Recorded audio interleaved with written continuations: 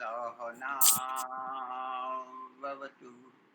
बोलो सहनौ कैसा काम। भुनक्तु सह वीर्यं करवावहै तेजस्विनावधीतमस्तु मा विद्विषावहै। ओम शांति शांति शांति। सबको सादर नमस्ते जय। वैदिक प्रज्ञा व्याख्यान माला ऑनलाइन जो प्रतिदिन अर्थात सोम से शनिवार तक 4 से 5 दोपहर में चलता है, तो आप अपनी हमारी ये क्लिप है उस पर कभी भी जुड़ सकते हो। तो पहले आज विषय मैं बता दूं कि गुरु की महिमा अपरंपार है। तो गुरु की क्या महिमा है, आप क्या समझते हो? तो इस विषय में आप 5-7 मिनट 3 या 4 व्यक्ति बोल सकते हैं। 4:30 बजे हम अपने वक्ता को, अध्यक्ष जो है हमारे विमलेश जी बंसल, तो उनको हम देंगे। तो पहले हम आपका भी विचार सुनेंगे। एक भजन छोटा सा कोई ले लेते हैं। तो जी कोई तैयार हो तो जी। योगेश्वरी माता जी या तो मुलजी भाई, आपने हाथ उठाया है? नहीं, भानुबेन जी ने उठाया है। अच्छा, तो भानुबेन जी आप ले लीजिए एक भजन। धन्यवाद जी, सभी को सादर नमस्ते जी। गुरुदेव दयानंद तुझे धन धन धन। गुरुदेव दयानंद तुझे धन धन धन। तेरी दया व उदारता ने जीत लिया मन। तेरी दया व उदारता ने जीत लिया मन।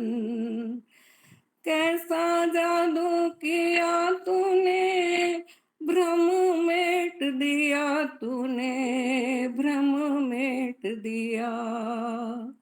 कैसा जादू किया तूने, भ्रम मेट दिया तूने, भ्रम मेट दिया। गुरुदेव दयानंद तुझे धन धन धन। जब से पढ़ा हमने सत्यार्थ प्रकाश को, तब से ही भूल गए अंधविश्वास को। जब से पढ़ा हमने सत्यार्थ प्रकाश को, तब से ही भूल गए अंधविश्वास को। दूर हुए सभी गम गुरुदेव दयानंद। दूर हुए सभी गम गुरुदेव दयानंद। तेरी दया व उदारता ने जीत लिया मन। हृदय विशाल देखो कैसा योगी राज का। लेश मात्र लोभ ना था सत और साज का। तूने छुए ना रतन तुझे धन धन धन। तुझे छुए ना रतन तुझे धन धन धन। गुरुदेव दयानंद तुझे धन धन धन। किसी ने पिलाए विष के प्याले, किसी ने बुबोल फेंके विषधर काले। किसी ने पिलाए विष के प्याले, किसी ने बिबोल फेंके विषधर काले। किए लाखों ही यतन गुरुदेव दयानंद, किए लाखों ही यतन गुरुदेव दयानंद, तेरी दया व उदार का ने जीत लिया मन। कैसा जादू किया तूने, कैसा जादू किया तूने, भ्रम मेट दिया तूने, भ्रम मेट दिया, गुरुदेव दयानंद तुझे धन धन धन। समय देने के धन्यवाद मुनि जी। बहुत सुंदर। तो आज का विषय गुरु की महिमा अपरंपार है। तो उस विषय में, गुरु पूर्णिमा के विषय में जो कोई बोलना चाहते हैं तो आप 5-7 मिनट के लिए बोल सकते हैं। हाथ उठाए वक्तव्य के लिए। हाँ, योगेश्वरी माता जी, आप लीजिए।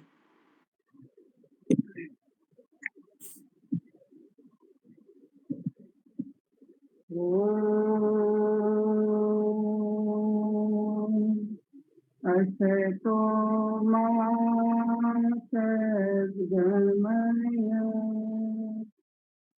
ॐ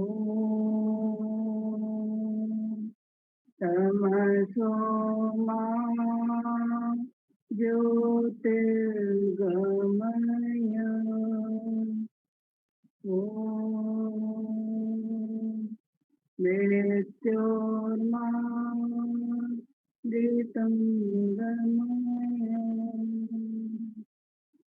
वैदिक प्रज्ञा व्याख्यान माला में उपस्थित सभी धर्म प्रेमी बांधवों, बहनों, माताओं को मेरा सादर नमस्ते। आप सभी को, कल गुरु पूर्णिमा थी, पहले आप सभी को बहुत बहुत बधाइयाँ, बहुत बहुत शुभकामनाएं गुरु पूर्णिमा की। गुरु पूर्णिमा ये आषाढ़ मास के कृष्ण पक्ष में जो पूर्णिमा होती है उसको ये मनाई जाती है। और गुरु पूर्णिमा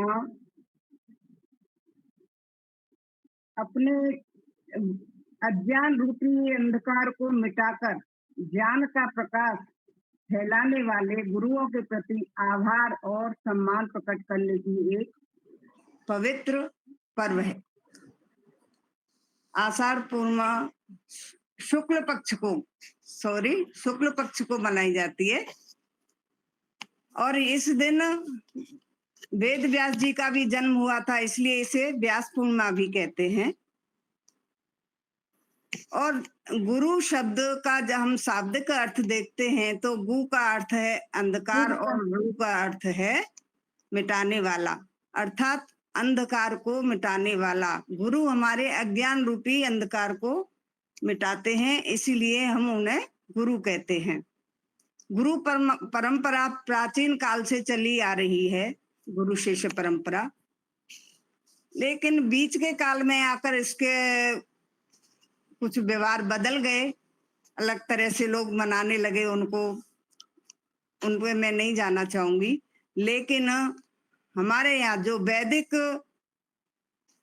धर्म को मानते हैं वो एक सच्चा गुरु किसे मानते हैं,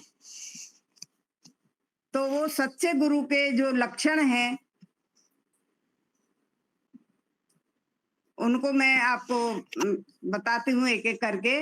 पहला लक्षण है उसका, जो वेद और वेदानुकूल ऋषिकृत ग्रंथों के पठन पाठन को मुक्ति का साधन मानता हो। यह एक पहला लक्षण है गुरु का। गुरु कौन सा? जो आध्यात्मिक गुरु हैं। गुरु तो राह चलते, अगर हमें रास्ता पता नहीं है तो जो हमें रास्ता बताता है वो भी एक हमारा गुरु है। माता गुरु है, पिता गुरु है, सबसे बड़े गुरु तो ईश्वर हैं।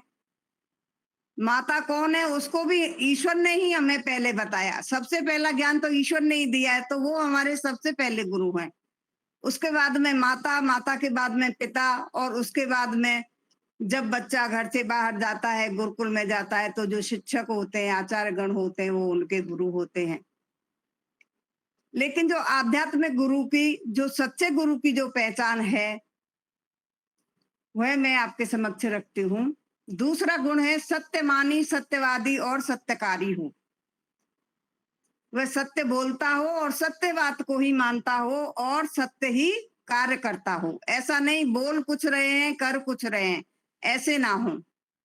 तीसरा, पुत्रेषणा, वित्तेषणा और लोकेषणा का त्यागी हो। उसके अंदर इस तरह की कोई ऐषणाएं ना हो। चौथा, ईश्वर जीव प्रकृति को अलग अलग मानने वाला हो। पांचवा लक्षण है स्वयं अष्टांग योग का अनुष्ठान करने वाला हो। छठा, सकाम कर्मों को छोड़कर निष्काम कर्म करने वाला हो। सातवां, अपनी उन्नति के तुल्य ही प्रत्येक जीव, प्रत्येक प्राणी मात्र की उन्नति चाहने वाला हो। लोभी लालची ना हो कि वह पैसे धन के लालच में अपनी उन्नति ही करता जाए और कुछ बताए ना शिष्यों को। वो लालची ना होना चाहिए। पक्षपात रहित और न्यायकारी हो। आजकल हमारी जो कक्षा चल रही है मंगलवार को, पक्षपात रहित न्यायकारी। जो पक्षपाती है वो कभी न्यायकारी नहीं हो सकता। इसलिए गुरु भी अपने शिष्यों के बीच में कोई पक्षपात ना करे, उनको पक्षपात रहित होकर के उनको ज्ञान प्राप्त कराए। नौवा है मध्य मांसादि अभक्ष्य खान पान करने वाला ना हो। ये सारे दुर्गुण हैं, ये दुर्गुण है, ये नहीं होना चाहिए। मध्य मांसादि अभक्ष्य पदार्थ जो होते हैं वो क्या है, दुर्गुण है, उनको नहीं अपनाता हो, ऐसी चीजों को नहीं खाता हो। और 10वां नंबर है मोक्ष की प्राप्ति करने करवाने को मानव जीवन का मुख्य लक्ष्य मानने वाला हो। वो कौन सा मुख्य लक्ष्य मानने वाला हो? मुक्ति प्राप्त करना, स्वयं भी मुक्त प्राप्त करे और शिष्यों को भी मुक्ति प्राप्त कराए, ऐसा ज्ञान दे। 11वां है वेद दर्शन उपनिषद आदि ग्रंथों में वर्णित योग विद्या का प्रचार प्रसार करने वाला हो। तो इस तरह से जो आध्यात्मिक गुरु हैं, सच्चे आध्यात्मिक गुरु हैं, उनके अंदर ये लक्षण होने चाहिए। यदि हम किसी को अपना गुरु बनाने जा रहे हैं आध्यात्मिक क्षेत्र में, तो हमें इन पॉइंट्स पे ध्यान देना चाहिए। इनके ऊपर वह अगर खरा उतरता है तो वह गुरु बनने का अधिकारी है। नहीं तो अब देखिए, हम अभी समय है मुनि जी, 2 मिनट है। तो जो दयानंद थे उस समय, उन्होंने अपने गुरु बनाए थे बिरजानंद दंडी, और हमारे गुरु हैं महर्षि दयानंद सरस्वती। हम जितने भी आर्य परिवार हैं, आर्य वैदिक धर्म से जो हम लोग वो रखते हैं अपना, वो सभी महर्षि दयानंद सरस्वती के बताए मार्ग का अनुसरण करते हैं। इसलिए वही हमारे सच्चे गुरु हैं। तो उनके अंदर हम देखते हैं तो इनमें से कोई भी ऐसा लक्षण नहीं है जो उन पे पूरा नहीं उतरता हो, और एक आध ज्यादा ही उनके ऊपर पूरा उतरेगा, लेकिन इनमें से कोई भी लक्षण उनके ऊपर ऐसा नहीं कि जो घटित ना होता हो। ऐसे ही उनके गुरु थे बिरजानंद दंडी। उनके पास तो कुछ नहीं था, बिल्कुल एक लंगोटी के अंदर वो रहते थे और कुटिया के अंदर। उनके पास कोई एक समय से दूसरे समय का भोजन भी नहीं होता था। जो शिष्य होते थे वही लाकर उनके भोजन का निर्वाह कराते थे। तो इस तरह से जो आजकल हम देखते हैं गुरुओं को, वो बहुत सारी संपत्ति इकट्ठा करने की जो आदत बन गई है आजकल, वो हमारे अंदर, गुरु के अंदर नहीं होनी चाहिए। हमें ऐसे ही गुरु को गुरु बनाना चाहिए जो स्वार्थी ना हो और किसी तरह से व्यभिचारी ना हो, इन लक्षणों के ऊपर खरा उतरता हो। इसी तरह का हमें आध्यात्मिक गुरु बनाना चाहिए। जैसे कि आजकल हम स्वामी विवेकानंद जी को भी कह सकते हैं, उनके गुरु थे सत्यपति जी, वो भी अच्छे गुरु थे। तो उन्हीं के बनाए हुए, उन्हीं के ये जो 10 लक्षण हैं वो भी सत्यपति जी के ही हैं। उन्हीं को मैंने आपके समक्ष रखा है। तो इस तरह से ये लक्षण जिस व्यक्ति पर खरे उतरते हों, उन्हीं को सच्चा गुरु कहा जा सकता है। अब मैं एक भजन रखना चाहती थी, लेकिन अगर अभी समय नहीं है तो मैं अभी नहीं रखूंगी। बहुत बहुत धन्यवाद मुनि जी समय देने के लिए। बहुत बहुत धन्यवाद आपका भी। अच्छा आपने बोला, अपने शास्त्र के अनुकूल जो स्वामी सत्यपति जी ने बताया था वो मुद्दा जो फोकस किया वो बिल्कुल ठीक रहा। और कोई बोलना चाहते हो तो बोल सकते हैं 5-7 मिनट के लिए गुरु विषय में, गुरु की महिमा, गुरु पूर्णिमा आदि विषय में। भानुबेन, आप क्या बोलना चाहते हैं? आपका हाथ उठा हुआ है। वो पहले भजन से ही उठा हुआ है। अच्छा, और कोई? हमारे शंकर भाई भी प्रयागराज से उपस्थित होंगे। भानुबेन बोलिए। सभी को सादर नमस्ते जी। गुरु पूर्णिमा के कल के पावन अवसर पर हमारे सभी गुरुओं को कोटि कोटि नमन। जिसके चरणों में हमारे सभी प्रश्न समझाते हैं और अलौकिकता का आश्चर्य मात्र रहता है, वह गुरु होते हैं। गुरु ही ज्ञान का प्रकाश है, गुरु ही जीवन की सच्ची हमें दिशा दिखाते हैं। गुरु हमें सच्ची राह दिखाते हैं, उस पर हमें चलना पड़ता है। सच्चे गुरु आत्मा को जगाते हैं, गुरु सोया हुआ हमारा भाग्य जगाते हैं। गुरु पूर्ण न्यायकारी होते हैं, गुरु हमें भव से पार उतारते हैं, गुरु हमेशा विनम्र होते हैं। गुरु के बिना हमें सच्चा ज्ञान नहीं होता है। धन्यवाद। चलो बहुत बढ़िया। और कोई बोलना चाहते हो? नहीं तो अंत में मैं 5-7 मिनट बोल देता हूँ। कोई बोलना चाहते हो तो? मुनि जी, इसमें पुष्पा माता जी दिल्ली से जुड़ी हैं, उनको निवेदन करिए। पुष्पा माता जी, आप भी बोल सकते हो। 90 इयर्स ओल्ड है वो, और आप उनको सुनिए एक बार, कितना स्वाध्याय करती हैं वो। बहुत बढ़िया। हाँ, पुष्पा माता जी, जी जी बोल सकते हैं। आपकी आवाज म्यूट है। हाँ जी, मैं ये कह रही थी कि अब समय हो चुका है, तो आचार्य जी को, विमलेश जी को आप समय दीजिए। नहीं, मैं तो बोलूंगी, हर बार बोलती हूँ। आप थोड़ा थोड़ा सब बोलेंगे ना तो एक रोचकता आएगी। आप बोलिए माता जी, कुछ थोड़ा सा आप हमें निर्देश करिए।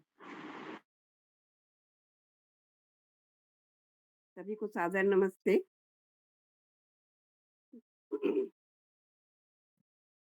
आज गुरु पूर्णिमा का दिन है और महत्वपूर्ण है, और हमारे जो जितने भी विद्वान हैं, विदुषी हैं, हमें शिक्षा देते हैं और उन्हीं से हम ज्ञान प्राप्त करते हैं। वही हम उनके सामने अब क्या अपने थोड़े से शब्दों में यही कहूँगी कि हमें तो हमारी विमलेश बंसल जी गुरु के रूप में हमें मिली हैं, जिनका ज्ञान हमें प्राप्त है और इन्हीं से हमने बहुत कुछ प्राप्त किया है। तो हमें ईश्वर की स्तुति, प्रार्थना, उपासना अपना दिनचर्या में रखना चाहिए और अपना समय, अधिक से अधिक समय ईश्वर के प्रति अपनी श्रद्धा निष्ठा रख के उसी के उस पर हमें आगे बढ़ना है। और अधिक तो मेरे बोलने का मुझे इतना अभ्यास भी नहीं है। मैं आप सभी का बहुत बहुत धन्यवाद करती हूँ।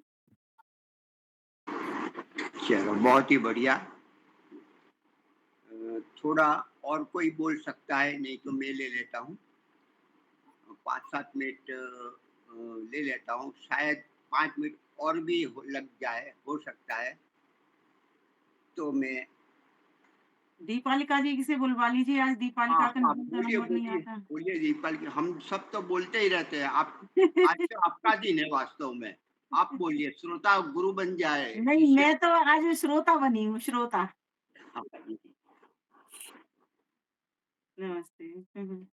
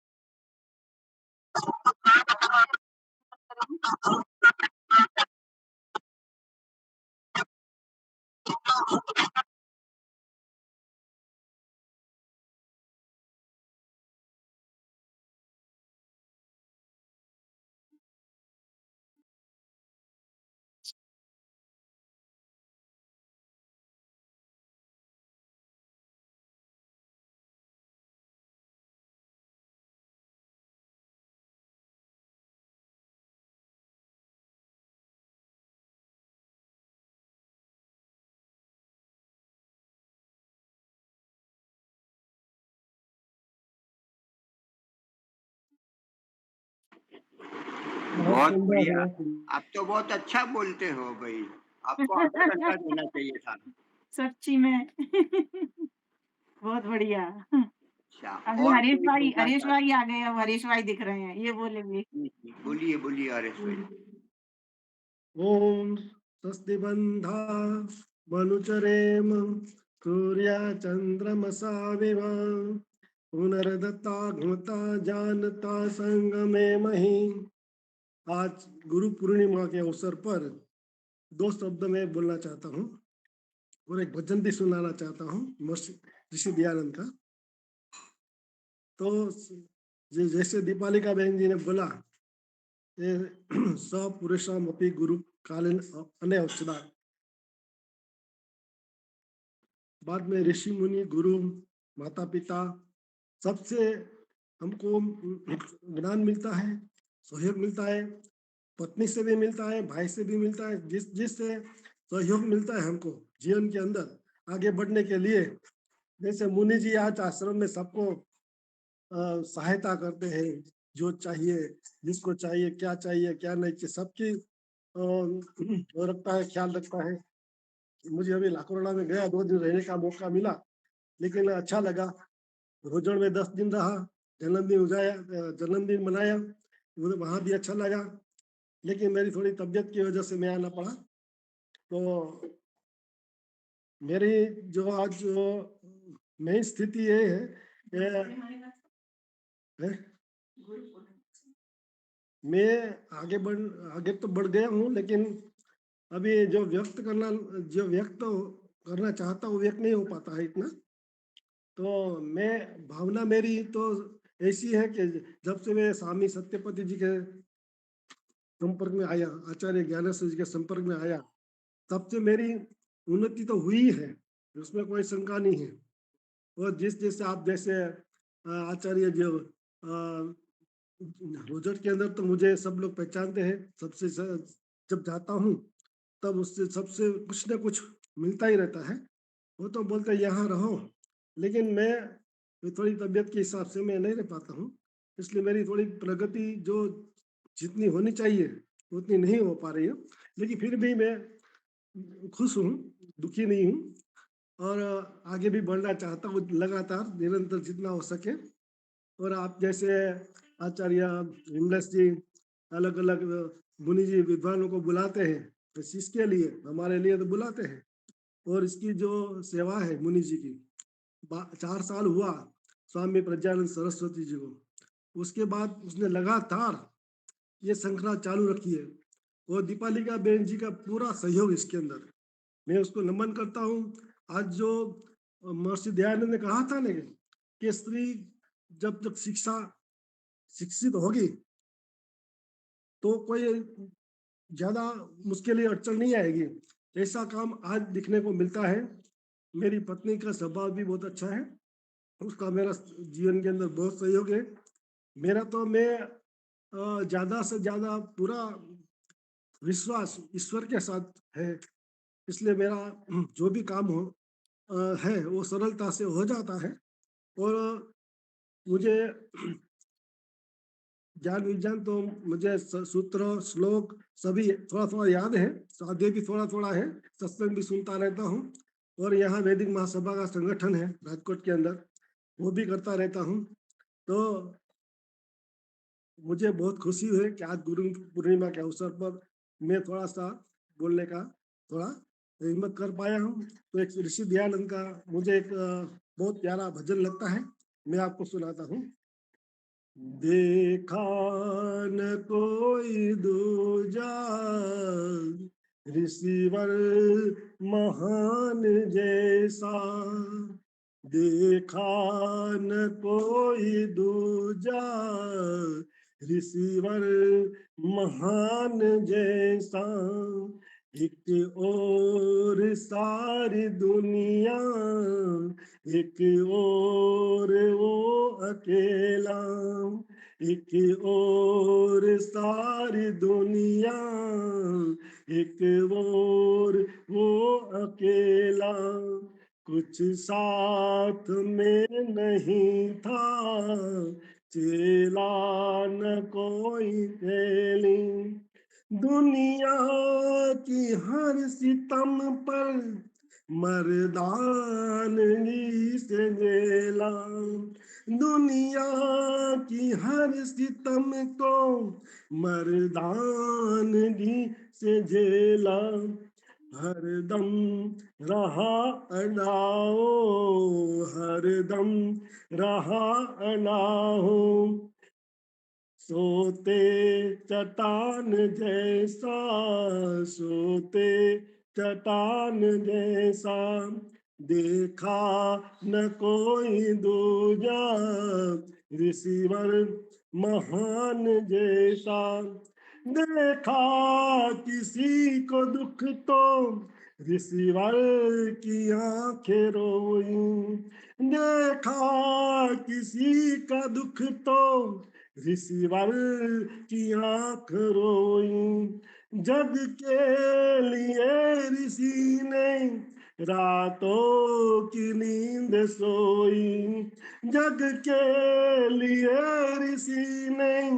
रातों की नींद खोई, देखे अनेक त्यागी देखे अनेक त्यागी ऋषिवर न कोई जैसा, देखा न कोई दूजा ऋषिवर महान जैसा, दिल था विशाल इतना आसमान जैसा, दिल था विशाल जितना आसमान जैसा, देखा देखा न कोई दूजा ऋषिवर जैसा, हे आर्य तुम समानी मेरी नहीं बनाना, हे आर्य तुम समानी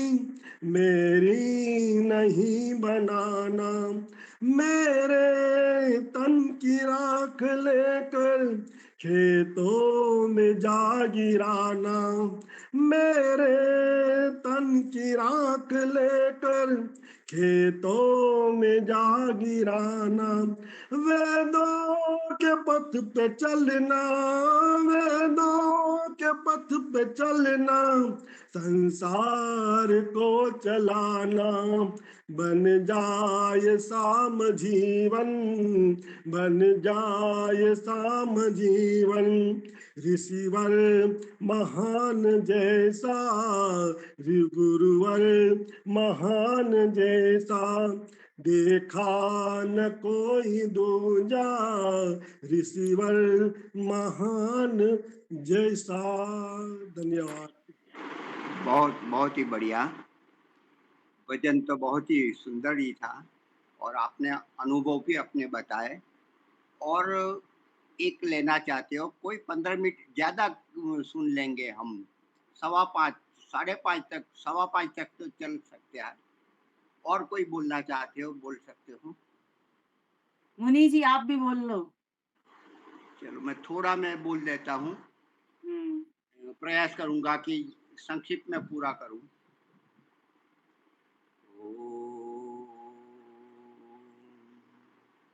योगे योगे तव स्तरम वाजे वाजे हवामहे सखाय इंद्रमूर्तये सखाय इंद्रमूर्तये।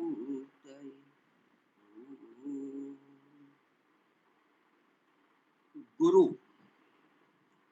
गुरु का मतलब है बड़ा, श्रेष्ठ, हमसे बढ़िया, आदर्श दिनचर्या अपनाने वाला, जिसके गुण कर्म और स्वभाव श्रेष्ठ है, उत्तम है, जिसका जीवन अनुकरणीय है, परोपकारी हितकारी है, ज्ञानी है, विद्वान है, वेदों का अनुसरण करने वाला है, वह गुरु है। गुरु उम्र में छोटा भी हो सकता है,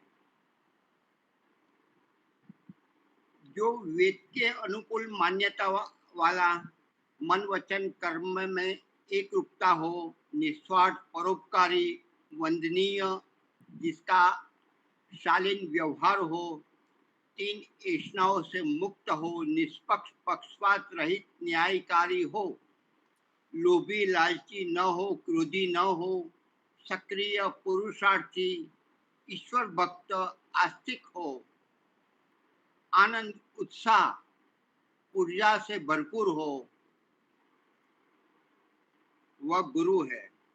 सत्यवादी, सत्यमानी, सत्याचारी हो, त्रेतवाद को अपनाने वाला, तीनों अनादि पदार्थ को मानने वाला, योगानुष्ठान करने वाला, निष्काम कर्मी, प्राणी मात्र के प्रति द्वेष भाव नहीं, प्रीति रखने वाला,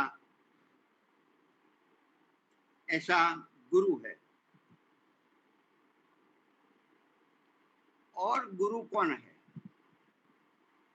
गुरु, सबसे बड़ा गुरु मैं मानता हूं, अपनी त्रुटि, अपनी कमी, अपनी दोष,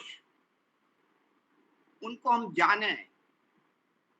हमारी कमी हमें बहुत सिखाती है, हमारी भूलें हमें ऊपर उठाती है, हमारा पुरुषार्थ हमें पवित्रीकरण करता है। तो हम अपने त्रुटि, कमी, दोषों को, हमें जो अपमान करता है, हमें गलत बातें करता है, हम जिसके साथ अच्छा व्यवहार करते हैं फिर भी हमारे साथ अन्याय पक्षपात करता है, वो जो हमें पसंद नहीं है, जो हमें मुंह पर तर और फर बोल लेता है, उनको भी आप यदि गुरु मान लोगे, बोलने वाला होता है, विरोध करने वाला होता है, बिल्कुल 100% झूठा नहीं होता, कुछ सच्चाई होती है, तो उसमें से भी पर दोष दर्शन नहीं करके जो जो बोला उस पर चिंतन करें और अपने का सुधार करें। जो हमें गिराने वाले हैं उस पर चिंतन करें, उससे कैसे बाहर आए। कुछ विटंबना, अवरोध, कुछ न कुछ विक्षेप आते हैं, उनको हराने के लिए नहीं, हमें उठाने के लिए, हमें पवित्र करने के लिए, हमें चमकाने के लिए आए, ऐसा हम मानेंगे, इस प्रकार की सोच बनाएंगे, तो हम वास्तव में हमारी भूलें, हमारे शत्रु भी हमारा गुरु बन जाएगा। यदि सीखना चाहते हो तो फूलों से सीखो, कैसे मुस्कुराया जाता है, भले थोड़ा जीवन हो। हम चट्टानों से सीखे, कितने तूफान वो सहन करता है, वैसा का वैसा अडिग अटल। हम भी अपने व्रत में, हम अपने दृढ़ संकल्प पर डटे रहे। वायु भी हमें सिखाते, बहते रहो बहते रहो, जो जो अच्छा है उसको चहू और फैलाते रहो। पानी भी सिखाता है कि चलते रहो और शुद्धि चलाते रहो। अपनी औषधि जो जो जहाँ से पसार होता है वो औषधि लेकर औरों को सपाट जो मैदान है लोगों के बीच में वो भी बांटते रहो। हर वस्तु सिखा रहा है। काक चेष्टा बको ध्यानम श्वान निद्रा तथैव च गृहत्यागी अल्प अल्प अल्प भोजन अल्पाहारी। लेने वाला। तो इस प्रकार के ये कौवा भी हमें सिखाता है, हंस भी सिखाता है कि आप जो करना है वो विवेक शक्ति आप पैदा करो, विवेक बनाओ हर वस्तु में। तो सीखना चाहते हो गुरु को कैसे पसंद करें, इससे बढ़िया हम अपने आप को सोचे कि मैं अच्छा शिष्य, मैं गुरु के चरणों में बैठ सकूं, ऐसी योग्यता मेरे पास मैं कितनी बनाई। किसी ने कहा हम उदास हो गए, किसी ने हमारा विरोध किया, हमें उनको शत्रु बना लिया। तो जो व्यवहार हमारे जो आज के हमारे गुरुजन कर रहे हैं उनको आप देखो, कैसे चल रहा है, कैसे खा रहा है, कैसे वस्तु रख रहा है, अपने उनको रूम को देखो, क्या कैसे कर रहा है, उसका आयोजन कैसा है, व्यक्तिगत जीवन देखो, सामूहिक जीवन, सामाजिक पारिवारिक जीवन, वो भी आप देखो। उससे भी आप सीख सकते हो कि ये तो हमारी भूलें, हमारी कमियाँ, हमारे विद्वान, हमारे पुस्तक, हमारे जीवन जिसका चरित्र पढ़ते जो अच्छा लगता है, उनका विषय का चिंतन करो, बार-बार सोचो, तो वो हम किसी को भी गुरु बना सकते। केवल जीवन में एक ही गुरु हो ऐसा भी नहीं हो, अनेक गुरु भी हो सकते हैं। और आध्यात्मिक गुरु कहो या समाज का या तो पारिवारिक कहो, कोई भी एक ही होना चाहिए। लेकिन हमें संतुष्टि नहीं मिलती तो ऐसा भी हो सकता है दूसरा भी गुरु बनाने में कोई दोष नहीं है। तो वास्तव में गुरु गुरु बनाओ, इससे ज़्यादा हम कैसी अपनी योग्यता बनाए कि गुरु के चरणों में बैठ सके, सेवा ले सके, सेवा सेवा दे सके, ऐसा हम प्रयास करना चाहिए। समय भी हो चुका है, ज़्यादा नहीं बोलूँगा। धन्यवाद। ओम शम। बहुत बढ़िया, बहुत बहुत सुंदर। सुंदर, बहुत सुंदर। बस अभी तो हम आपको ही सुनेंगे। जी, आचार्य जी। मेरे को तो आज आनंद आ रहा है, बोलना पड़ रहा नहीं है और कान पूरी तरीके से खोल रखे हैं। सब अच्छी-अच्छी बातें सुनाए जा रही हैं, एक प्रवचन पूरा हो गया। चलिए, फिर भी प्रारंभ करते हैं आपके आदेशानुसार। आइए एक वेद मंत्र बोलते हैं, परमात्मा को थोड़ा-सा ध्यान करते हैं। ॐ शन्नो मित्रः शं वरुणः शन्नो भवत्वर्यमा शन्न इन्द्रो बृहस्पतिः शन्नो विष्णुरुक्रमः ॐ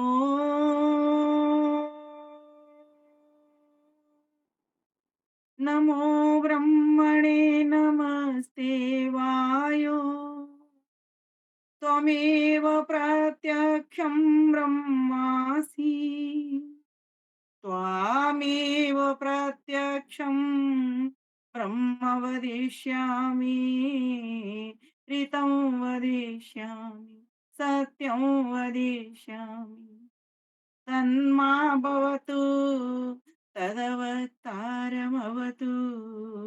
अवतु माम् अवतु वक्तारम् अवतु माम् अवतु वक्तारम्। ओम शांति शांति शांति। वैदिक प्रज्ञा व्याख्यान माला का बड़ा ही सुंदर गुरु पूर्णिमा के इस पावन अवसर पर सत्संग कार्यक्रम चल रहा है। परमपिता परमेश्वर जो सभी का गुरु है, सर्वप्रथम उनको नमन करती हूँ। साथ ही साथ जिन गुरु की शिक्षा को हम लोग आत्मसात कर रहे हैं परस्पर, उनमें वरिष्ठ ज्येष्ठ श्रेष्ठ आदरणीय माताओं को, भाइयों को, बहनों को, आदरणीय मुनि जी, आदरणीय पुष्पा माता जी, आदरणीय कांता सबरपाल जी, आदरणीय शंकर भाई जी, जितने भी बड़े बड़े बुजुर्ग लोग बैठे हैं उन सभी को नमन करती हूँ। साथ ही साथ समादरणीय जितने मेरे भाई बहन बंधु बैठे हैं या मुझसे छोटे हैं या मेरे अग्रज हैं, सभी को मैं अपना हार्दिक नमन बंदन करती हूँ। साथ ही साथ सभी को मैं जो हमारा निकल गया कल गुरु पूर्णिमा का अवसर, उसकी खूब खूब शुभकामनाएं देती हूँ और बधाई भी देती हूँ कि गुरु पूर्णिमा हमारे लिए प्रत्येक दिन बन जाए। गुरु का ज्ञान हमारे जीवन में प्रत्येक दिन थोड़ा-थोड़ा करके बढ़ता चला जाए। बहुत ही सुंदर आप सभी लोग अपनी-अपनी बातें रख रहे थे। किसी ने कुछ सुनाया, किसी ने कुछ सुनाया, किसी ने कुछ सुनाया। वास्तव में असली गुरु तो आप ही लोग हैं। नित्य प्रति विद्वानों को भी बुला रहे हैं अपने चैनल पर, उनसे सुन भी रहे हैं और अपना भी बता रहे हैं। तो ये बहुत बड़ी बात है कि आप अपने जीवन में इससे पता चल रहा है कि बातों को आत्मसात कर रहे हैं और हम सभी को बता रहे हैं। तो मेरा तो सौभाग्य है कि आप मास में 1-2 बार मुझे बुला लेते हो और गुरु पर्व के कल हमने बड़े ज़ोर-शोर से मनाया था सभी ने, आपने भी मनाया होगा। और आज का जो विषय है वो गुरु महिमा अपरंपार। गुरु की महिमा कितनी ज़्यादा है, इसके बारे में। तो अभी हरीश भाई जी ने एक भजन सुनाया था, वहाँ पर वो उस भजन ने गुरु की महिमा ही प्रकट की थी। और योगेश्वरी माता जी ने जो स्वामी सत्यपति जी के जो बनाए हुए जो योगार्थ प्रकाश में लक्षण लिखे हैं गुरु के, कि गुरु कैसा हो, वो गुरु की महिमा ही थी। वास्तव में आज ऐसे गुरु बहुत कम रह गए हैं। अपने आर्य समाज के ही कुछ विद्वान हमें नज़र आ रहे हैं। वो भी देखो, गलतियाँ हर किसी के पास होती हैं, हर जगह होती हैं। लेकिन फिर भी कहते हैं ना, something is better than nothing. बहुत लोगों से बहुत कुछ हमारे पास जो ज्ञान है, विज्ञान है, क्योंकि हमारे पास सत्य ज्ञान है, वेदों का विज्ञान है। इसीलिए मैं तो कहती हूँ किसी को तुम गुरु बनाओ या मत बनाओ, मेरी टेंडेंसी समझिए। लेकिन परमपिता परमेश्वर जो गुरुओं का गुरु है, उसकी वाणी को ज़रूर गुरु बना लेना। अगर आपके जीवन में वाणी उसकी आ जाती है, उसकी वेद विद्या आपके जीवन में आ जाती है, आपको कहीं भटकने की आवश्यकता नहीं है। बस करना क्या होगा, वेद विद्या स्वयं अगर हम संस्कृत नहीं पढ़े हैं, हम उन अर्थों को खोलना नहीं जानते हैं, तो किसी वैदिक विद्वान का सहारा ले सकते हैं। तो गुरु जो काम आते हैं, वो इसी काम में आते हैं। और ऋषि दयानंद ने तो गुरु की परिभाषा सबसे अलग की है, जो अभी तक आई नहीं है। जो अभी तक नहीं आई गुरु की परिभाषा। वो कहते हैं माता और पिता जो सत्य को बतावे और असत्य को छुड़ावे, उनको गुरु कहते हैं। माता और पिता तो एक साइड है, मतलब माता और पिता तो हैं ही गुरु आपके। कहते हैं जो सत्य को बतावे, सत्य को जनावे, सत्य ही माने, सत्य को ही मनवावे, सत्य ही जाने, सत्य ही जनवावे, सत्य ही करे, सत्य ही करवावे और असत्य सारे असत्य सब जगह से हटवावे, उसको गुरु कहते हैं। ये एक ऐसी लॉजिकली परिभाषा है कि ये कहीं भी घटा सकते हो आप। जहाँ-जहाँ सत्य है, समझ लीजिए वो जो सत्य की बात कर रहा है, जो सत्य बोल रहा है, जो सत्य पर चल रहा है, वो हमारा गुरु है। ये परिभाषा हम सभी को याद करने योग्य है। ऋषि ऐसे ही थोड़ी बन जाते हैं, महर्षि ऐसे ही थोड़ी बन जाते हैं। वो महर्षि उसने ज़माना देखा, घोर घना अंधकार, बादल चारों ओर छाए हुए हैं, कैसे इनको काटा जाए, छाँटा जाए, कैसे उस विद्या को, वेद की विद्या जो ढक गई है, असत्य से जिसका मुख ढक गया है, उस असत्य के ढक्कन को ही तो हटाना है। हिरण्मयेन पात्रेण सत्यस्यापि हितं मुखम्। उसी असत्य के मुख को हटाना है, उसी अविद्या को हटाना है। इसी के लिए पूरे जीवन को समर्पित कर दिया। कल गुरु पूर्णिमा के दिन हम सभी ने अपने गुरु को याद। गुरु यूं तो 3 प्रकार के आप सभी ने बताए। ईश्वर परम चेतना को गुरु कहा, क्योंकि उसी की चेतना हर जड़ में, हर चेतन में समाई हुई है। कोई भी जड़ ऐसा पदार्थ ऐसा नहीं है जिसके भीतर उसकी चेतना ना हो। उसकी एक्टिविटी इसीलिए हमको नहीं दिखाई देती क्योंकि उसमें अपनी चेतना नहीं होती जड़ में। इसलिए वो न चलता है, न बढ़ता है, न कुछ करता है। लेकिन जो जीव हैं, उनके पास अपनी एक्टिविटी साथ-साथ होते के साथ ही परमपिता परमेश्वर की चेतना भी उनके साथ में जुड़। गुरु की महिमा इतनी कम नहीं है, गुरु की महिमा तो अथाह है, अपरंपार है, बहुत बढ़िया भी। उनके बारे में हमारे पास शब्द नहीं है। कल मैंने एक कुंडलिया लिखी, कुंडलिया आप जानते होंगे, एक छंद होती है। उसमें जहाँ से जिस शब्द से शुरू करते हैं, उसी पे एंड कर देते हैं। उसको बोलते हुए मैं रखती हूँ। देखो मैं छंद का थोड़ा-सा आपको ज्ञान बताती हूँ। हमारे दोहा, चौपाई, रोला, सोरठा, त्रिष्टुप, अनुष्टुप, पंक्ति, ये सब हमारे वेद के भीतर भी हैं। कौन से त्रिष्टुप, अनुष्टुप, पंक्ति, ये छंद हमारे वेद के भीतर भी हैं। और ये हिंदी के कवियों ने भी हिंदी में भीतर डाले हुए हैं, है ना? तो आप ये देखिए, मैं कुंडलिया बोलती हूँ आपको, गुरु की महिमा के बारे में मैंने लिखा। महिमा गुरु की जानिए, देते अद्भुत ज्ञान। ज्ञान भी सामान्य ज्ञान नहीं है। माता-पिता, भाई-बंधु जितने भी रिश्तेदार हैं, वो सामान्य शिक्षा तो मिल रही है उनसे, लेकिन महिमा देखिए, गुरु की महिमा जानिए, देते अद्भुत ज्ञान, ईश्वर से देते मिला, सदा करें सम्मान, सदा करें सम्मान, प्रेम से शीश झुकाएं, नित आज्ञा को धार, सफलता जीवन पाए। कहे विमल हो, नम्र रखो, हृदय गुरु की महिमा गरिमा, देते अद्भुत ज्ञान, जानिए गुरु की महिमा।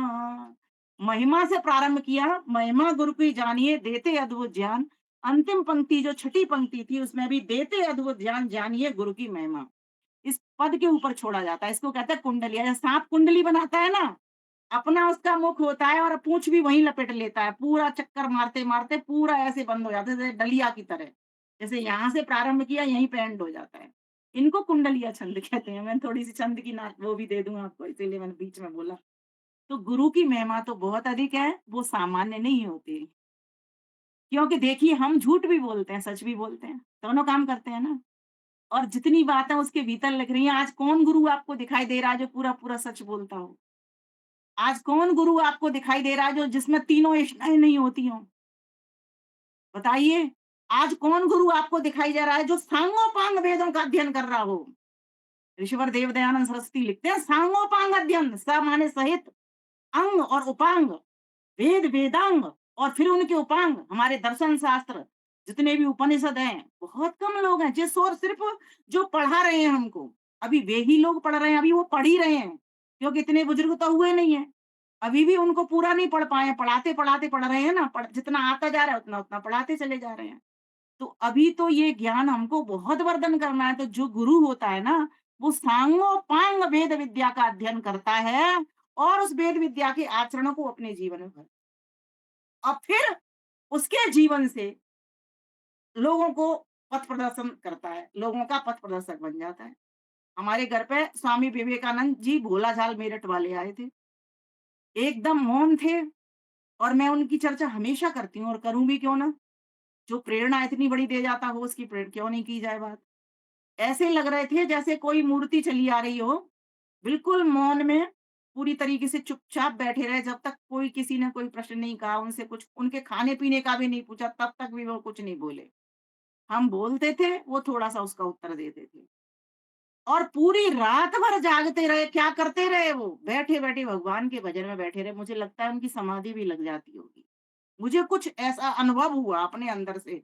वो तो वो जानते हैं, भगवान जानता है, बस 2 ही लोग जानते हैं। लेकिन हमें जो उनके चलने से, पैर में खड़ा हूँ, बैठने से, वार्ता जैसे मुनि जी ने कहा ना, ये लक्षण होते हैं गुरु की पहचान के। कोई कहता है ना कैसे पहचाने गुरु को? मैं कहती हूँ फौरन पता लग जाता है ये व्यक्ति धूर्त है या व्यक्ति अच्छा है, सज्जन है या दुर्जन है ये। 1 मिनट में पता चल जाता है। तो गुरु की महिमा को परखने के लिए गुरु का आचार, गुरु का विचार, गुरु का व्यवहार, गुरु का विहार आपको बता देगा कि ये सही मायने में गुरु बनाने लायक है या नहीं। अभी हम जिनको गुरु बना रहे हैं, हम विद्या प्राप्त कर रहे हैं, नो डाउट। और हमें होनी भी चाहिए और हमें गुरु की कभी कमी देखनी भी नहीं चाहिए। देखो 3 ही तो गुरु होते हैं, एक ईश्वर है, ईश्वर में तो कोई कमी है नहीं। हम बोलते हैं नूनम न ऊनम अकामो धीरो वाले मंत्र में बोलते हैं, भरा हुआ है, लबालब भरा हुआ है, वो तो ज्ञान का भंडार है, हर चीज का भंडार है, वो क्या चीज उसके पास नहीं है। जो चीज हमको चाहिए, जिसे सुख चाहिए, वो सारा कुछ उसके पास है, उसी के पास से आ रहा है हमारे पास, है ना? तो उसके पास तो कोई कमी है नहीं और प्रकृति को लेना देना क्या? लेकिन फिर भी देखिए वो परार्थ के लिए जी रही है। आप समझिए उससे। इसीलिए अभी जो कह रही थी ना दीपिका जी, पूरी प्रकृति ही मेरे लिए तो गुरु है। दत्तात्रेय ने भी 24 गुरु बनाए थे। हर एक से ज्ञान लेना है, ले लेते हैं हम ज्ञान, थोड़ा-थोड़ा ज्ञान तो सभी से मिल रहा है। लेकिन जहाँ जिस ज्ञान की बात ऋषिवर देव दयानंद सरस्वती ने कहा है, करिए, वो सत्य की बात करिए। जो सत्य को तुम्हारे को प्रतिष्ठित करा दे और असत्य को छुड़ा दे, वे उसी को गुरु कहते हैं। लेकिन छुड़ाएगा कौन सा असत्य को? सत्य को ग्रहण कौन कराएगा? जिसका जीवन पहले स्वयं सत्य वाला होगा। इसीलिए ऋषिवर देव दयानंद सरस्वती ने इतना तप किया कि अपने 10 नियमों के भीतर 5 नियमों में सत्य, सत्य, सत्य, सत्य घुसा दिया। उनको पता था व्यक्ति का कल्याण सत्य में है। सच्चिदानंद मिलने के लिए आपको सत्यवादी होना पड़ेगा, सत्यमानी होना पड़ेगा, सत्यकारी। योगेश्वरी दीदी बता रही थी ना, मेरे को व्याख्या निकल रही थी सत्य के ऊपर। और राजा हरिश्चंद्र जो सत्ययुग में हुए थे, सत्यवादी थे, आज तक हम उनको याद कर रहे हैं कलयुग में भी बैठ करके। जिसका जीवन सत्य में हो जाता है उस व्यक्ति को हमेशा, ईश्वर देव दयानंद सरस्वती कलयुग में हुए, उनको जाने सभी युग पलट जाएंगे तब तक याद किया जाएगा। जिसका जीवन दूसरों के विष को पी लेता है, लेकिन किस लिए? सत्य की धारणा के लिए, सत्य की प्रतिष्ठा के लिए। गुरु की महिमा इतनी कम नहीं है। उसको निकलना पड़ता है कांटों में से, उसको निकलना पड़ता है पहाड़ों पे से, मुनि जी बता रहे थे ना। उसको आंधी तूफान से लड़ना पड़ता है, झगड़ना पड़ता है उसको। विस्तर फेंके गए उनके ऊपर, वेश्याओं ने उनको ठगा, किसने नहीं ठगा, बाबाओं ने उनको ठगा, लेकिन सबको पार कर गए, मृत्यु को भी पार कर गए। देख रहा है गुरुदत्त, ये है गुरु की महिमा। गुरु की महिमा सीखनी है, कहीं दूर नहीं जाना। हमारे गुरु महर्षि दयानंद सरस्वती के ग्रंथों को गुरु बना लीजिए। मेरा पूरा पूरा फोकस ग्रंथों पे रहता है। देखो ग्रंथों में कोई, जो ऋषि दयानंद सरस्वती ने ग्रंथ लिखे वो कौन से लिखे? उन्होंने कहा मैंने अपनी कोई बात नहीं लिखी। किसकी बात लिखी उन्होंने? सत्य ग्रंथों की लिखी, आर्ष ग्रंथों की लिखी, वेद की लिखी, उपनिषद की लिखी, जो ऋषियों के अनुभव थे वो बातें लिखी उन्होंने और प्रमाण के साथ लिखी कि मैं अपने कुछ बात नहीं कह रहा, क्योंकि मेरे कमी हो सकती है, लेकिन उनमें भी जब ऋषि महर्षि बन जाता है, ऋषि से भी बड़ा महर्षि होता है, तो महर्षि जब व्यक्ति हो जाता है तो सोचो उसके पास तो कोई कमी होने का सवाल ही नहीं है, लेकिन फिर भी वो अपने आप को अल्पज्य मानते हैं। जीवात्मा तो अल्पज्य, मेरे से त्रुटि हो सकती है। इसीलिए उन्होंने सारे प्रमाण दिए, प्रकरण दिए, वो सारे के सारे आर्ष ग्रंथों से लेकर के हमारे समक्ष रखे। तो ये गुरु की महिमा है। और सा गुरु होता, उनकी तरह होता तो क्या करता? कहता मैं ही गुरु हूँ सबसे बड़ा, मुझे पूज लो भैया। 36 माला मैं अपने ऊपर धारण कर लेता और मुझे पूजो, क्योंकि मैंने तो इतनी सारी पुस्तकें लिखी हैं, इतना सारा मेरे पास ज्ञान है, लोग मेरे भक्त हैं। ऋषिवर देव दयानंद सरस्वती के पीछे पब्लिक चलना करती थी, शास्त्रार्थ होते थे, भीड़ की भीड़ इकट्ठी हो जाया करती थी। कुछ तो उसमें तेज था उस गुरु के भीतर। यही गुरु की महिमा है। महिमा अपरंपार, कोई पार नहीं पाया। जैसे ईश्वर का पार नहीं पाते ना, ऐसे हम भौतिक गुरु जिनके जीवन सत्य से भरे होते हैं, उनका भी हम पार नहीं पा सकते। कहते हैं ना, चरणदास जी ने बड़ा अच्छा लिखा है, हालांकि हमारे सिद्धांत से थोड़ी बात कटती है, लेकिन आप उनका कहने का जो भाव है उसको समझिए। वो कहते हैं, हरि ने जन्म दियो जग माही, हरि ने जन्म दियो जग माही, गुरु ने दीपक ज्ञान दिखाई, हरि ने 5 चोर दिए साधा, गुरु ने लिए छुड़ाए अनाथा, चरण दास पर तन मन वारू, गुरु न तजू चाहे हरि तज दारू। गुरु की महत्ता के तक पहुंचा रहे हैं। ऐसा नहीं है कि वो ये कह रहे हैं मैं भगवान को छोड़ दूंगा, समझिए इस बात को। वो कह रहे हैं कि गुरु की महिमा तो इतनी बड़ी है, कोई कम मत आकलन करना, क्योंकि अगर गुरु हमको नहीं मिलते तो हमको सत्य राह कहाँ मिलती? हम तो भटक रहे होते, हम तो अंधविश्वासी हो गए होते, हम तो पाखंडी हो गए होते, हम तो भ्रम में पड़े रहते, हम तो इधर जा उधर जा उधर जा इधर जा, सभी मंदिरों में भटक रहे होते। लेकिन अब हमें कहीं भटकने की जरूरत नहीं, हमको ऋषि दयानंद मिल गए। और शायद यही दोहा, इसी का ही दोहा कबीरदास जी को लिखना पड़ गया। वहां भी वो क्या कह रहे हैं, वो ये नहीं कह रहे तुम भगवान को छोटा मानो, वहां वो कह रहे हैं गुरु को बड़ा मानो। गुरु गोविंद दो खड़े, काके लागू पाए, पैर तो किसके छुओगे, गुरु का ही छुओगे ना। ईश्वर तो पैरों में भी पड़ा हुआ है, हाथों में भी है, सब जगह, कोई जगह खाली नहीं भरा हुआ है। वेद भले ही नहीं वो पढ़े थे, लेकिन इतना ज्ञान उनको भी था, उस जगह पर केंद्रित हो रहे हैं वो। गुरु गोविंद दो खड़े, काके लागू पाए, बलिहारी गुरु आपने गोविंद दिए बताए। क्यों, देखो यहाँ पर भी भगवान की महत्ता ऊंची है कि आपके ही कारण मैं ईश्वर तक पहुंचा हूं। जो लोग इसका अर्थ करते हैं वो ठीक नहीं करते, कहते हैं कि गुरु की महत्ता को कम, वो भगवान की महत्ता को कम आकलन किया, कम नहीं किया उन्होंने। वो ये बताना चाह रहे हैं कि अगर मुझे गुरु नहीं मिलते तो ईश्वर का रास्ता कैसे मिलता मुझे। इसका मतलब ईश्वर की मंजिल तो और बड़ी है ना। भाई जो व्यक्ति मंजिल, लक्ष्य हमारा क्या है, ईश्वर, और ईश्वर के पास पहुंचाने वाले कौन होते हैं, हमारे गुरु होते हैं। तो बस भाई यही कबीरदास जी कहना चाह रहे हैं यहाँ पर, ज्यादा शब्दों में मत उलझो। उसके बाद स्वामी दयानंद सरस्वती क्या कहते हैं, स्वामी दयानंद सरस्वती कहते हैं कि संगति परक अर्थ लगाओ, कि कौन वक्ता क्या कहना चाह रहा है, उसका तात्पर्य समझो, उस पंक्ति का आशय समझो, वो क्या कहना चाह रही है, उसमें आसक्ति लगाओ, जोड़ो, कि कौन दोनों वक्ताओं की उसमें जो बातें जोड़ी गई हैं वो किस तरह से जोड़ी गई हैं। लेकिन हम सत्यार्थ प्रकाश पढ़ते नहीं है, और जो पढ़ रहे होते हैं वो शब्दों पर ही पड़े रहते हैं, तो भाव को निकाल करके नहीं बोल पाते। इसलिए मैं सबसे निवेदन करना चाहूंगी, कभी भी जितने भी संत महात्मा हुए, उन्होंने बहुत कुछ सोच समझ करके ये बात कही है। हमारे भीतर से निकल जाए ऐसा दोहा, मैं रोज दोहे लिखती हूँ, कितनी बड़ी बात कह दी, ये हमारे भीतर से नहीं निकलते, बहुत अंदर से हमारे चारों वेद परम पिता ने नत्थी करके दिए हुए हैं। यस्मिन ऋचा साम यजुंसी, यस्मिन प्रतिष्ठा रत्ना भाविवारा, यस्मिन चित्तम सर्वोतम प्रजानाम तन्मे मना शिव संकल्पमस्तु। आप रात्रि को सोते हो ना, इसमें क्या है, ये चारों वेद नत्थी हैं। लेकिन किसी की हिय की खुल जाती है, किसी के हृदय की गांठ खुल जाती है, किसी के दिव्य चक्षु खुल जाते हैं। जरूरी नहीं है पहले पढ़ के आए होंगे वो, अभी नहीं पढ़ा, अभी तो एक अक्षर नहीं पढ़े, लेकिन हो सकता है। मैं महिमा इसीलिए नहीं कर रही, मैं ये कह रही हूँ कि एक दोहे के भीतर क्या चीज गुरु की महिमा की डाली गई है, कि अगर गुरु का ज्ञान हमको नहीं मिलता, अगर ऋषिवर देव दयानंद सरस्वती हमें नहीं मिलते, तो आज हम भटक रहे होते, और स्त्रियां तो पैरों के नीचे पड़ी हुई होती, उनकी कौन वक़्त करता। और आज हर पद पे देख लीजिए, हमारी राष्ट्रपति से लेकर के नीचे तक के पदों पे देख लिए, हर जगह पे महिला काम कर रही है, हर जगह पर पदाधिकारी बनी हुई है, हर जगह पर कुर्सी पकड़ी हुई है। कौन-सी ऐसी जगह है? लेकिन एक मुझे थोड़ा-सा दुःख ज़रूर लगता है कि अभी शास्त्रार्थ में हमारा हल्का पड़ गया है। पतियों के संग घरों में तो बहुत हो रहे हैं शास्त्रार्थ, लेकिन आज जो ज्ञान का शास्त्रार्थ होना चाहिए था ना, भारती जैसा, गार्गी जैसा, वो शास्त्रार्थ कहीं कम हो गए हैं। कहीं न कहीं हमें अभी अभी अपनी विद्या को और अधिक बढ़ाना पड़ेगा, और अधिक हमें जागरूकता लानी पड़ेगी। राजा जनक के दरबार में अपने आप चली जाती हैं सुलभा। सोचो, विमान चला करके चली जाती, कितनी बड़ी बात है। तो ये कौन बता रहा है इन बातों को? हमें गुरु ग्रंथ बता रहे हैं। ये ग्रंथों में पढ़ी हुई बात है, ये हमने कोई देखा तो है नहीं उनका काल।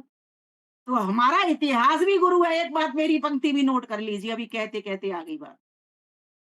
जैसे अभी मुनि जी ने कहा हमारी भूलें गुरु हैं, त्रुटि दोष गुरु हैं, और मैं तो कहा करती थी कि हमारे अनुभव गुरु होते हैं। लेकिन अभी मैं कहती हूँ हमारा इतिहास हमारा गुरु होता है।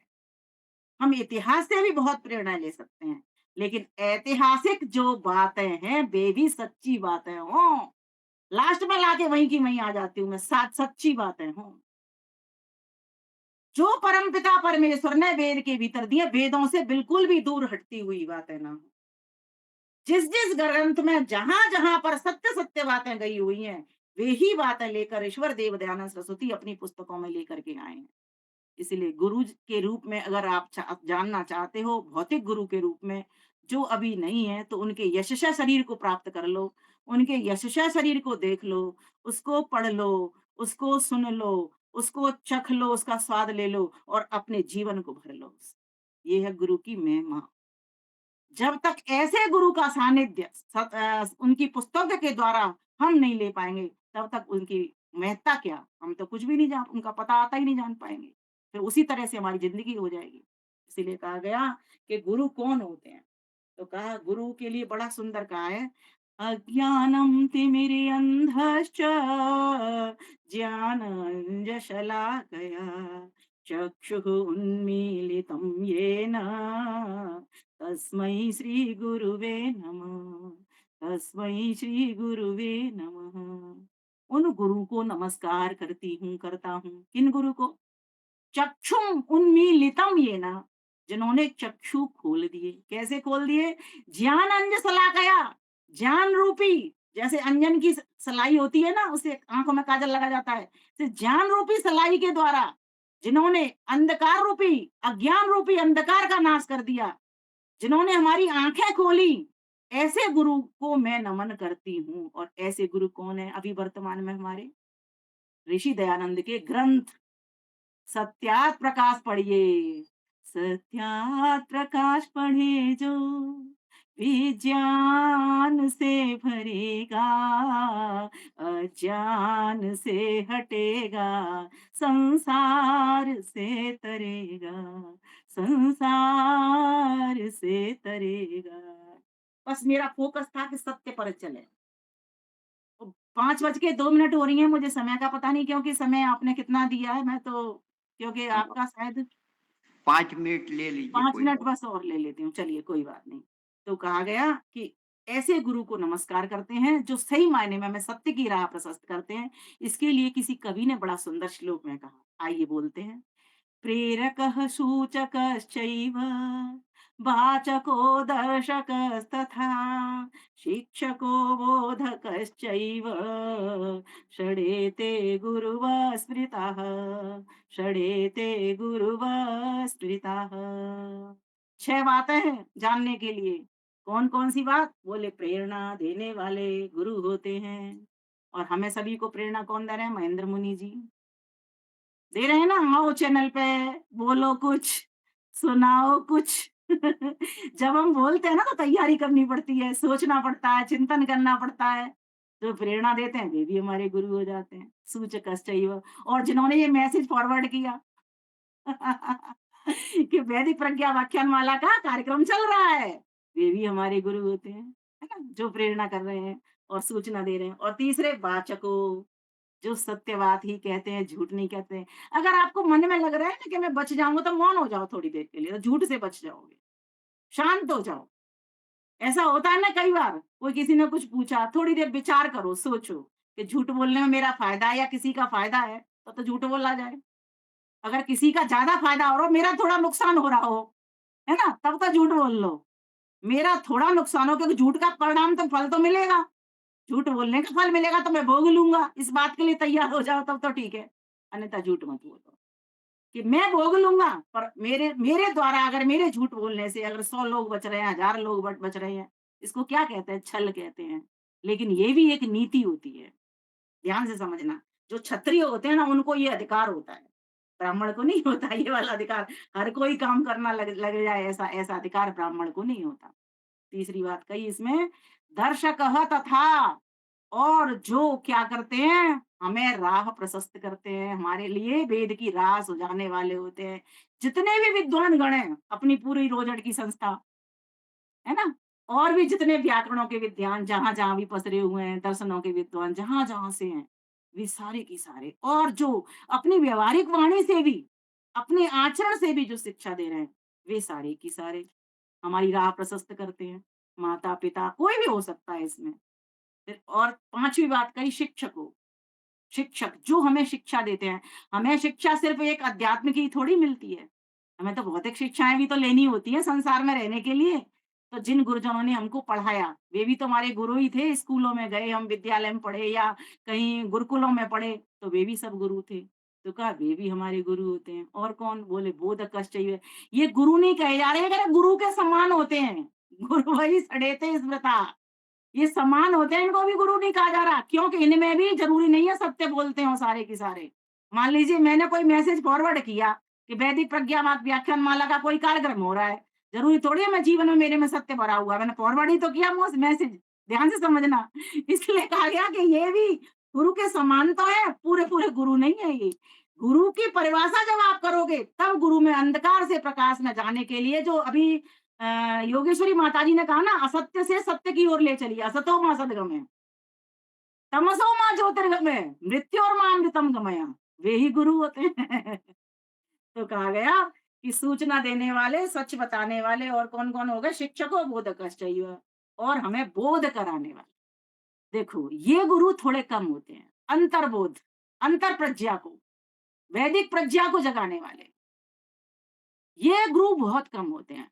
टेक्निक बताते हैं, कैसे पढ़ो, किस तरह से उस वाक्य का अर्थ समझ के उसका संबंध बनाओ आपस में, संबंध बना करके उस भाव को मन में उतारो, मन में उतार करके स्वयं अपने आप को ईश्वर से जोड़ो, जोड़ करके और ईश्वर से जिन चीजों से संबंध बना के आपने जोड़ा, जैसे ईश्वर आपका नित्य संबंध है और मेरा भी नित्य, हम दोनों के दोनों नित्य हैं, मैं भी नित्य हूँ, हमेशा रहता हूँ आत्मा रूप से, और आप भी, मैं आत्मा ही तो हूँ और आप भी नित्य हो, हमारा एक ही संबंध है। दूरी किस बात के लिए हो रही है भगवान?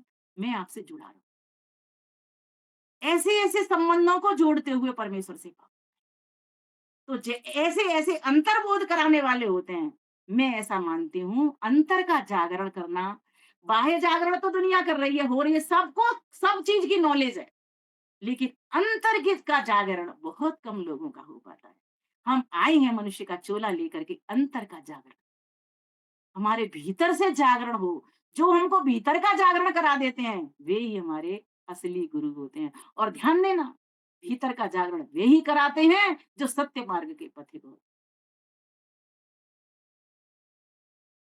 गुरु के चरण है शरण प्रभु की, राह दिखाए जो परम प्रभु की। गुरु के चरण है, चरण का मतलब क्या है? आचरण। गुरु के चरण है शरण प्रभु की, गुरु बिन ज्ञान नहीं होता है, गुरु बिन ध्यान नहीं होता है, गुरु के बिना ना समाधि प्रभु की। लगानी तो खुद पड़ेगी, लेकिन राह तो वही प्रशस्त कर रहे हैं।